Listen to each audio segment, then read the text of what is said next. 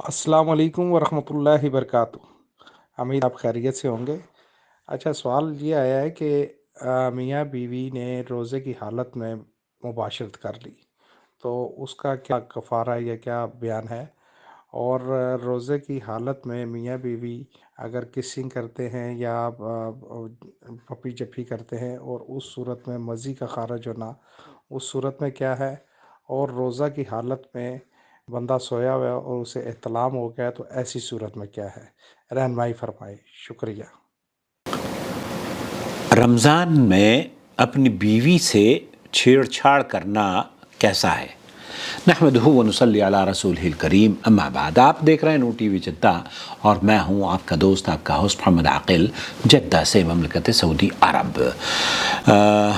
یہ جاننا چاہ رہے ہیں کہ رمضان کے روزے کے ایام میں رات کو تو عورت جائز ہے، وہ حلال، جو کہ بہت سارے امور ایسے ہیں حلال کام روزے کی حالت میں وہ حرام ہو جاتے ہیں، لیکن یہاں پوچھا جا رہا ہے کہ روزے کی حالت میں کیا ہم عورت سے بوس و کنار اور چھیڑ اس سے کر سکتے ہیں؟ اس کی شرمگاہ کو چھیڑنا یا اس کے جسم سے لذت حاصل کرنا؟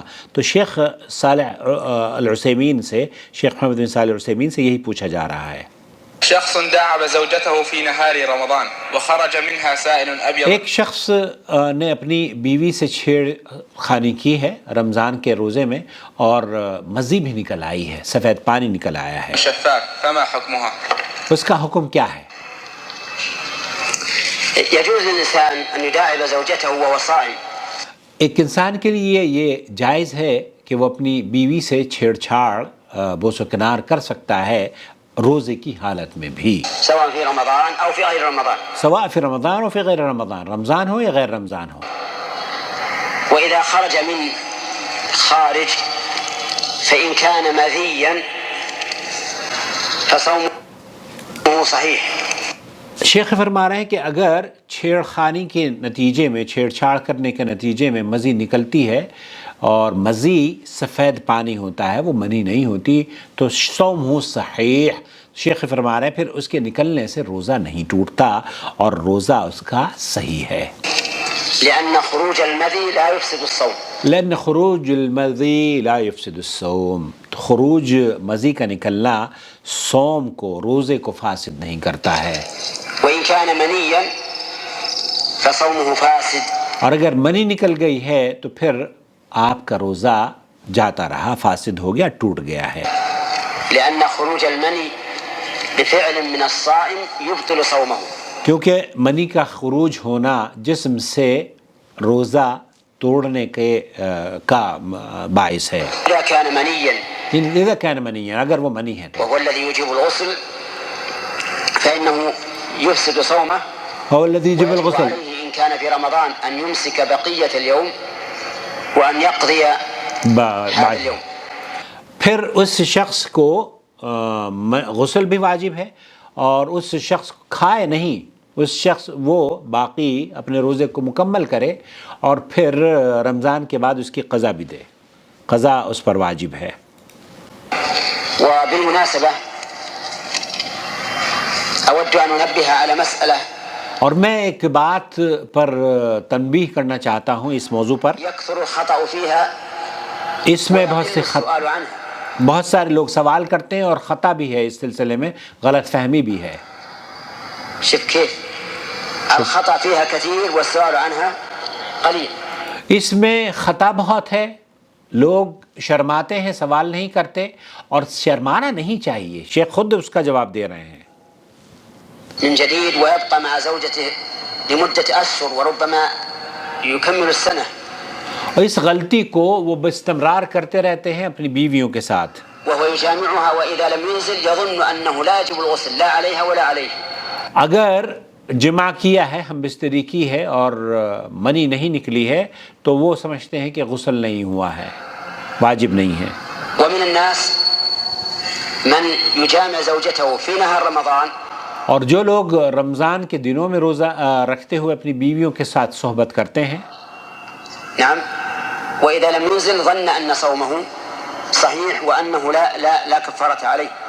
وہ اگر ہم بستری کر لی ہے رمضان میں اور منی نہیں نکلی ہے تو وہ سمجھتے ہیں کہ روزہ صحیح ہے اور اس پر کوئی کفارہ نہیں ہے. یہ غلط فہمی ہے جس کا ازالہ شیخ محمد بن صالح العثیمین دے رہے ہیں. وَهَذَا خَطَأٌ عَظِيمٌ، یہ خطا ہے، گناہ کا کام ہے اور غلط فہمی ہے جو بہت سارے لوگ پوچھتے بھی نہیں ہیں. وذلك لأن الغسل يجب إما بالجماع ولو لم يكن إنزال. اگر جماع آپ نے کیا ہے، ہم بستری کی ہے، اگر منی نہیں نکلی ہے تو اس کے باوجود بھی آپ پر غسل واجب ہے. وإما بالإنزال ولو لم يكن جماع. اور اگر آپ نے مزی نکل گئی ہے اور جماع نہیں کیا ہے غسل پھر بھی واجب ہے. طيب فإن حصل جماع وإنزال، اگر جماع ہم بستری کی ہے اور انزال بھی ہوا ہے، منی نکلی ہے، فمن باب أولى. فمن باب أولى. وعليه إشارة الصوم أيضا يفسد بالإنزال إذا كان بفعل من الصائم. اگر روزے دار نے یہ کیا ہے تو پھر اس کا روزہ جاتا رہا، اس کا روزہ ٹوٹ گیا ہے، باطل ہو وإن گیا لم ہے. يكن جماع.